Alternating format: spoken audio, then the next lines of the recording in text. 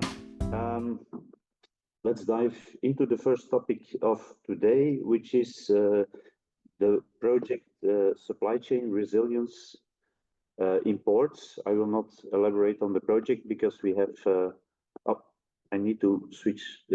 I'm going to get Paul onto the screen. Just a moment. That should be done right now. Yeah. Okay. Hi, Paul. Good morning. We will have a duo presentation. It will be Paul Walter from Port of Rotterdam, who is leading the track one of the project, but they will elaborate on the project in a minute. And we will also have Fantian. Fantian, if you allow me, I will not pronounce your last name because it's still a little bit difficult for me, but Fantian from Port of Hamburg, who is leading the track two of the project. I will just read a short bio from both Paul and Fantian so that you know a bit their background before they dive into the presentation. Paul Walter is Corporate Strategy Director on Digital for the Port of Rotterdam. Over the past 10 years, he led the digital transformation on transport and logistics. And in the European Digital Infrastructure Consortium of the EU, he works on the data space development for transport and mobility. Good morning, Paul. Good morning, Nico. Good seeing you again. Yeah, nice to see you as well.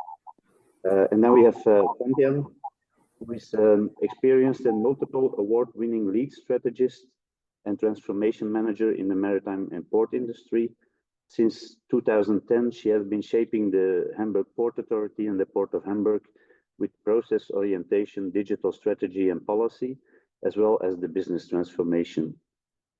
Since December 2020, Fantian is now responsible for business division port process solution of the Hamburg Port Authority. That's quite a mouthful. Digitalization and innovation are not only her profession, but also her passion in transforming vision to reality. Very good morning, Fantian, and nice to see you again. Good morning, everyone. Hi, Fantian. Okay, then we will start with Paul on the track one, and then which will be then followed by the track two by Fantian. Please, Paul, go ahead. Yes, thank you, Nico. It's a pleasure to join your meeting. Do you want me to share my own screen, or do you have the presentation there for me? We have it here as a plan B, but normally you should be able to present yourself, which I think it's the most easy if that works. Okay, then I'll see to share my screen. I'm not too familiar with. Does it work like this? We see, yeah, perfect. Yeah. Okay. Good morning to you all. As I said, it's a pleasure to meet you here in this session. Fantian and myself will share with you an initiative, Supply Chain Resilience in Ports, which has been originated 2 years ago. After COVID, 11 CEOs of 11 ports agreed to take a lead to assist BCOs for better supply chain resilience. Followingly, we built a consortium of the IAPH, TIC 4.0 from the terminals, the DCSA, the chain ports, and of course the IPSCA. To ensure that BCOs would have the data to steer their supply chains themselves, because they should be able and equipped to manage the resilience as ports, and I think also as port community systems and single window providers. We provide the infrastructure for the others to flourish. So if I can get the next slide, and as maybe before you get to the next slide, Fantian, the project is divided in two pieces. Track one is directed to the data collaboration infrastructure itself, and track two towards the vessel journey. And Fantian will explain the vessel journey aspect in a moment. So, finalizing my introduction, the need for resilience, I think it's obvious by now, and I don't have to explain. But there are two more developments in the same direction. We see beneficial cargo owners, if we talk about especially about the container markets, taking another role. They have subcontracted their whole supply chain to service providers, and now they've seen they should somehow take a lead again. But the question is how. Last but not least, we have new data collaboration means options because of the development of the technology we have at hand. So adds up to the need and our project supply chain resilience, which we made in a task force. So what are we talking about? What are the needs? And I won't elaborate too much on this because to this audience, this will be a piece of cake and clear, I think. The beneficial cargo owners, they need predictability for, in the end, their inventory stocking and their production planning. So what do they need from the ports? It's the famous old saying, the ports are a black box. And actually what they want, what they need, are the basics that are so familiar, like what ship cargo arrival, is there a blank sailing or not, what gate in, gate out, what acknowledgement, what transshipment plans, what actuals, what arrival and departure at the inland hubs, what discharges from the vessel, etc. And last but not least, we discovered that there's an immense business opportunity to optimize the terminal operations with more beneficial cargo owner data. So it's a two-way business case, in fact. So the global BCO is in fact blind in the port area. So how will we provide the data? Nowadays, depending on the business model, they get data from either their carriers or their forwarders or commercial service providers. But there's also data from terminals and the modalities inland and authorities in the port area. And all depending on the business model at hand, they provide this data or not, and it's contradictory or not. So we had quite some involvement of beneficial cargo owners. I can mention one, IKEA, I think a well-known brand, is an active member of our beneficial cargo owner group. And they explained to us what were their needs. And from these needs on export and import data, we made the first step to find common ground for harmonization, because when you want to have global resilience, you should have a global language. You should be able to harmonize your data. Otherwise, for a global actor, it's not possible to steer your supply chains. Of course, all languages originate in UNCFACT. However, if you look into the details, the DCSA track and trace is by far the most developed. And with this consortium, we validated their track and trace set. And this proved to be a good set. Not complete yet on all the inbound aspects, like rail, for example, but a good starting point for further harmonization. As a second step, we are now busy with port community system operators to do the detailed validation of these track and trace definitions. And later on, we will formalize them with standardization bodies, so we will all have the same North Star to work to. But it's not only about semantics, it's also about interoperability, the ability to exchange data. And as you will all know from your business, in the container trade and the complex supply chain over the world, it's all about time and trust, because there's a lot of competition going on. And it's all about contracts and compliance. So how will you enable parties that have not done business together before to share data? We think there are three elements you should take care of. Of course, first, it's the event semantics, which I just explained. Secondly, it's a trust system, a trust network. You should be able to identify the one who is requesting the data, and you should be able to identificate and to authorize to the data the specific data of a specific container consignment. And especially for the global acting BCOs, you should be able to have a mean to publish and subscribe to data. So a global BCO going to one port community system should be able to subscribe to a certain data when a certain event like a cargo discharge changes. So in the end, in this system, where we think we should be heading for is the one entitled to the data. A shipper or forwarder can distribute trust to a truck driver, so the truck driver can safely pick up a container.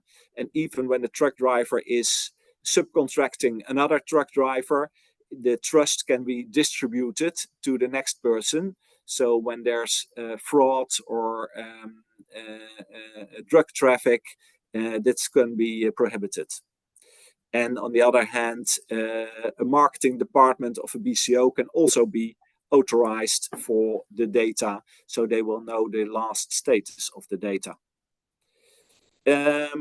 Logically, the PCS and the single window operators will have a key role in developing this new language and in developing and maturing their local ecosystems. So there's quite some work to do, because on the one hand, there's a lot of technology, there's a lot of new ways, but it has to align with the business needs and the adoption. So on the event semantics, we should find a way for logistic event ontology, because of course we won't all change to new semantics. There should be a way to combine in your communication setup message the global ontology and your local used ontology. And when you combine them both in your message, that's a roadmap to harmonization. Secondly, on the trust network, we should make steps on variable identity and variable credentials, and find a unified way to distribute the mandates, as I just explained with the previous slides. And last but not least, the publish and subscribe. So the authorized user can describe, for example, to a terminal event update, and finds this easy to use, even if in case there's no contractual relationship yet, which of course in many cases is the case. Most ports, most port community systems have not yet all beneficial cargo owners as their clients. So there should be a way to identify and to authorize them. Is this all new? Yes, it's new, but there's a lot going on globally, and it's all converging now. If we're looking at Europe, we're working on the Data Act, the data spaces in the Data Act, and there's now an European Digital Infrastructure Consortium launched to tackle exactly this matter that I've been discussing. In Asia, Singapore as one of the leading ports in the Asian region, the Singapore Customs is now already busy with a pilot together with Rotterdam on the trade lane to move towards a predictable customs. And they're using this interoperability that I just described. In the Americas, the Federal Maritime Committee issued the ASTM, the local standardization body, to work on interoperability, and also they are linked to those developments and this setup I just explained.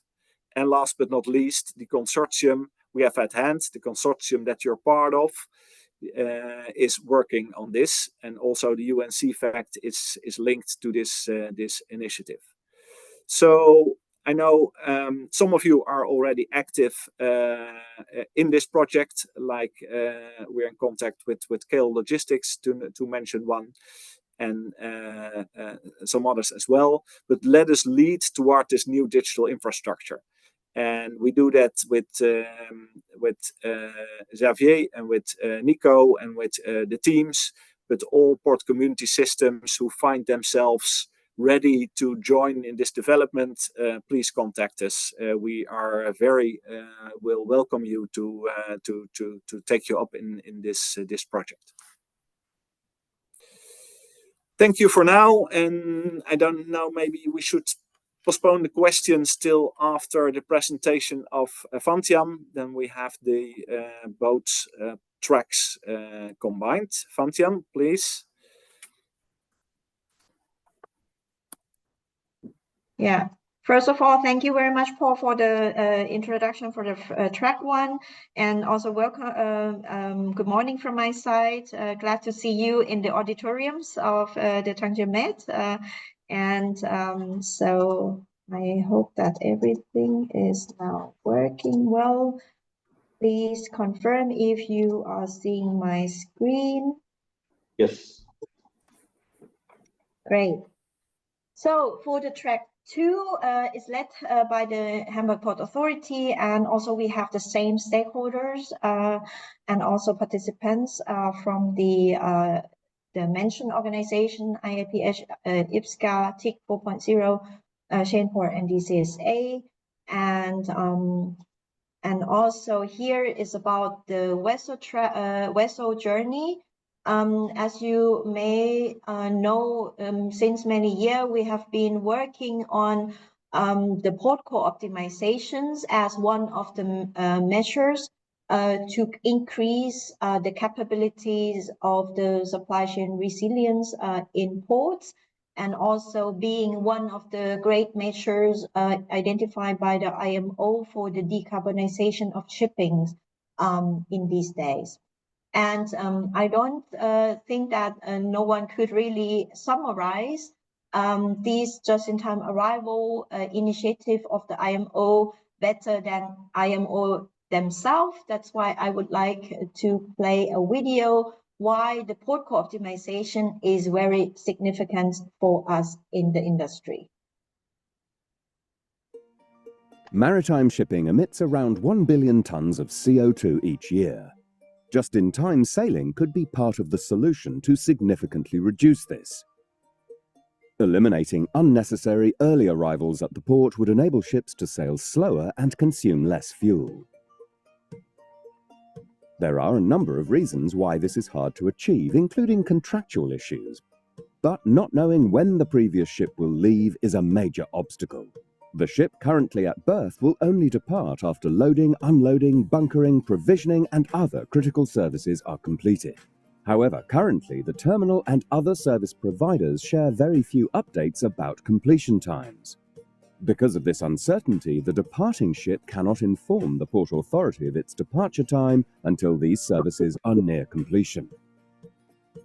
A Port Authority's decision to grant the ship permission to depart is based on traffic and the availability of nautical services. This may cause additional last-minute changes to the ship's final departure time. The incoming ship needs to know in advance when its berth and the services become available. However, it nowadays receives this information only about 2 hours before arrival, when the ship is in radio range. Sharing updates earlier and more frequently would allow an incoming ship to adjust its sailing speed much earlier and sail a lot more efficiently. Even a modest speed reduction of 10% can result in a 30% reduction of CO2 emissions. Just-in-time sailing is the smart thing to do. It is the sustainable thing to do. The sooner we start, the better. And I would like really to encourage you to visit the websites of the IMO Green Voyage just-in-time arrival, because it's already showed and conclude very comprehensive information on the port core optimization implementation for the shipping today. But I mean, we have been discussing or initiating the port core optimization concepts 10 years ago, and but nevertheless, after introducing the just-in-time arrival port core guideline of IMO, we still have the landscape that the implementation is not widely done in the maritime and the port world. But why it is so difficult to start? So imagine as a harbor master, I know from my colleagues that they are engaged every day with the routine operations of the vessel calls every day, and they have a lot of policies and also regulatory works that it's piling up on their decks today. And that's why it's also quite difficult for them to really sort out and prioritize different implementation that is coming from different angles to the port call operations today. And more, and also we have in the situation that we have in many ports still different systems that are used in the port during in the course of the port co-optimizations, and also the renovations of those system application landscape is not done overnight. So you have probably mostly a world where we have the legacy system, and also at the same time the transformation to the new system has to be done at the same time. And this is also a challenge of every port, how to manage the legacy system and transforming into the new system while not disrupting the daily operation. And in the world of logistics, we have been talking quite a lot on the standards, and there are no so far very clear standards that we would like to use, and I think that is also a good opportunity really on the just-in-time arrival port call optimization guideline from IMO, that at the end of the day, now we have definitions of the data, of the timestamps that we would like to comply with. And it's also the first time that these standards are really widely communicated and also promoted to be used. But nevertheless, we still have a lot of standard works to do so that we have a comprehensive and integrated application and system landscape. Another issue is that how to prioritize also among the investments that you have to do within the port authority, within the port stakeholders and communities. So, okay. Yeah. Yeah, we just lost you. Hello, I don't hear. A few seconds, so that would be great. I don't hear you. Do you hear us? Very scatters. Yeah, the connection with you now is okay, but we lost you for a minute or so. Oh. Yeah, so if you could just repeat the last minute, then we're back on track again. From which picture you were hearing me? Yeah, I think on the one which says standards, I think we still got most of that, but then the one after that. Okay. After the standards, I came to the difficulties of how to prioritize the investment that has to be done in the port, and also the measurements on the port co-optimizations is always competing against some others projects investment that has to be made as a decision to the port, and that's why also in some cases we have to really think what has to be implemented out of the financial resources that the port has. And last but not least is about synchronizing all of this, also organizationally with some other stakeholders, and also the process within the port organization That is also not really the task originally that the harbor master would like to do, but they are the domain owner of this topic. And that's why this is much beyond the daily operations that they have on top.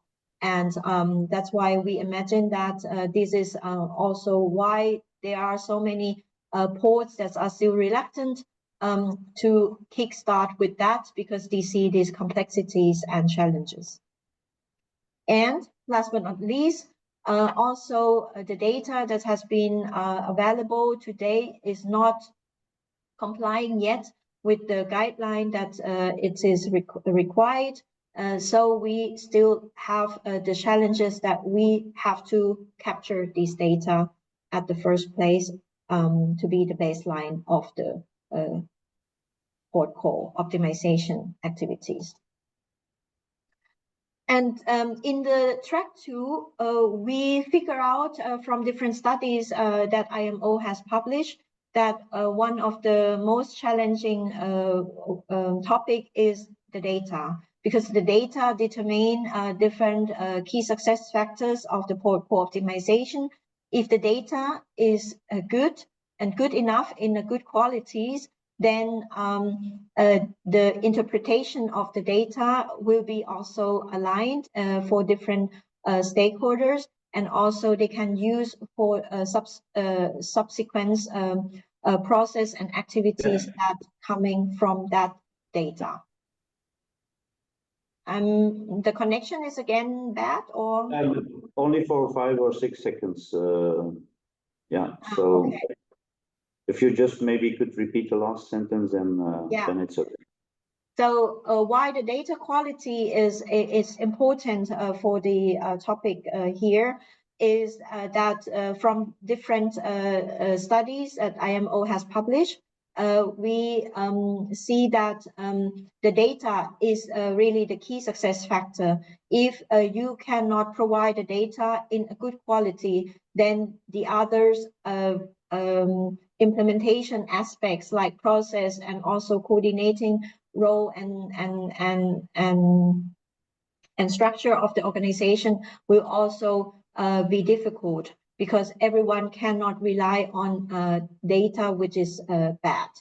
And that's why the track 2 would like to emphasize the importance of the data qualities, and we would like to figure out and learn from the different parties who already have been starting the journey to apply or to adopt this port call optimization concept of the just-in-time arrival guideline of the IMO, to see what could be the lessons learned, what are the best practice, and what are the recommendations, and especially on the aspect of the data. Because when we are talking about the data quality, most of the time we have these 6 aspects or 6 dimensions that we could do consider, and being uniqueness, because data has to be like the single source of the data, and that's become unique, so that you don't have a double sources and then you have to cross-check them again. If the data are complete, that it is required as they should be presented. Are they accurate enough so that you can rely on these data to further process in your activities? If the data come in time that you are able to plan or to conduct and execute further activities in your process. If the data are consistent, is also very crucial questions, because if the data is not consistent, you also not be able to use that for further planning or execute in any other communication in the process. And how to validate the data is also one of the main questions that we always see. Who can say that this data is still valid, from where the source is coming. So it's a link to the uniqueness of the data. And if we could really come up with these data quality as dimensions that we can fulfill the requirements on the data qualities, then the stakeholders in the port co-optimization process could also benefit from that to have improved decision making. They could increase the efficiencies of the process. They could enhance the customer satisfaction because the communication and the coordination of the process is much better, and you could accelerate also the data collaboration in the ecosystem.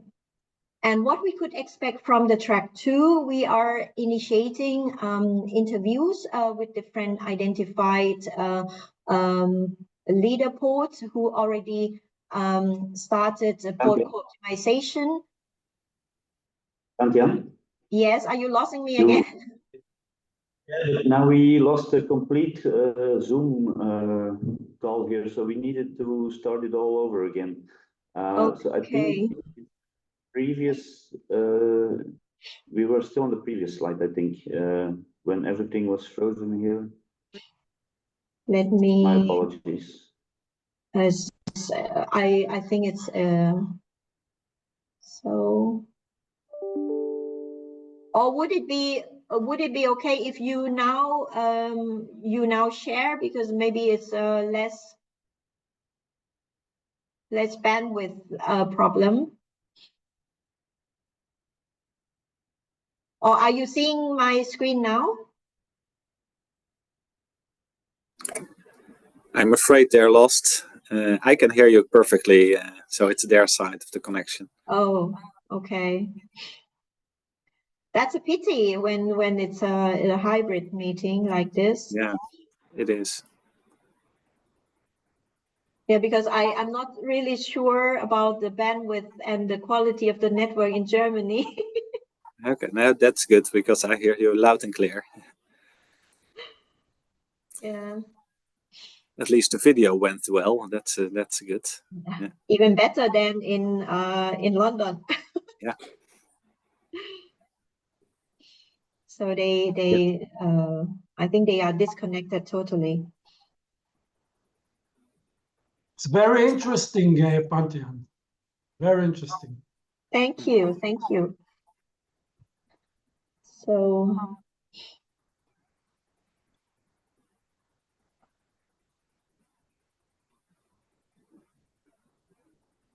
maybe.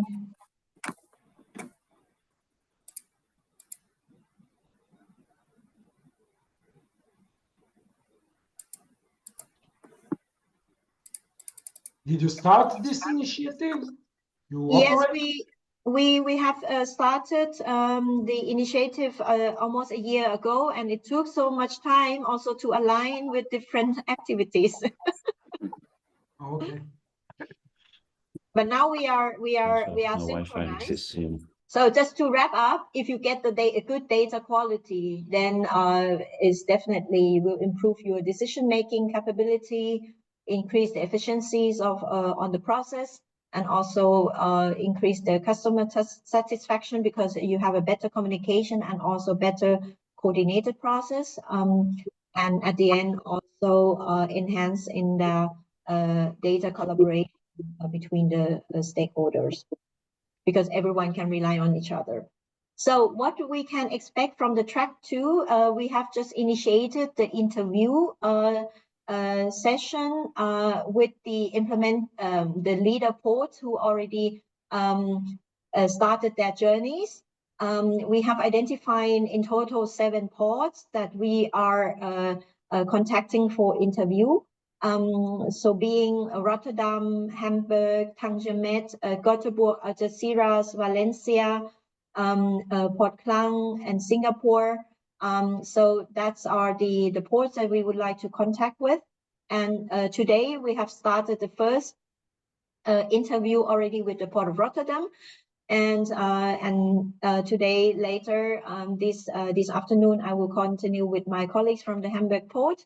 And from that interview, we have structured different aspects out of the questions that we place about what are the challenges and how you as the early adopter port could really give as a best practices, as a lessons learned, what kind of recommendation you could give to the others, and also go into the data aspects that could be even more improved, and then be complementary to the guideline of the IMO. And from that lessons learned, we would like to compile all the recommendations, especially on the data quality aspects. And because IMO is now also starting the and activities on the self-assessment checklist for the implementation. So we have synchronized activity with the IMO, and these output, the result of this track will be incorporated in the self-assessment checklist of the IMO for the just-in-time arrival implementation guideline. So what is the timeline? Now we have started the interview and the surveys. We will have also, besides the interview, we will have an online survey where we will distribute that through different organizations, through IAPS, through Chainport, through TIC, IPSCA, maybe also BIMCO, so that we can get a comprehensive view of that. And we will synchronize also with some other activities which also touching upon the same topics, and do analysis between June and August, so that we can have the first the report that we could distribute or finalize in September, and then starting the dissemination in October this year. So that's from my side. Thank you so much. And I think Paul and we are ready if you have any questions. Yeah, thank you, Fantian. Also, thank you, Paul, for this nice presentation and elaborating on the project, the joint project that we are all in together. Are there any questions? I think everything was very clear. Because I don't see any questions. So we just really encourage from the 2 track, in case that you have any touch point that you see possible collaboration, please contact us. And also when we distribute maybe certain questions into this stakeholder group, then we will really appreciate if you could help us with information and inputs. Yeah, and I think we know and we agreed amongst us that if you have any questions for IPCSA, you know how to find us. And also if our members or people in here afterwards have any questions on it, we will bring them in touch with both of you. So thank you very much. Thank you. Thank you. Thank you. Welcome. Have a nice day. Have a nice day. Have a successful event still. Yeah, thank you.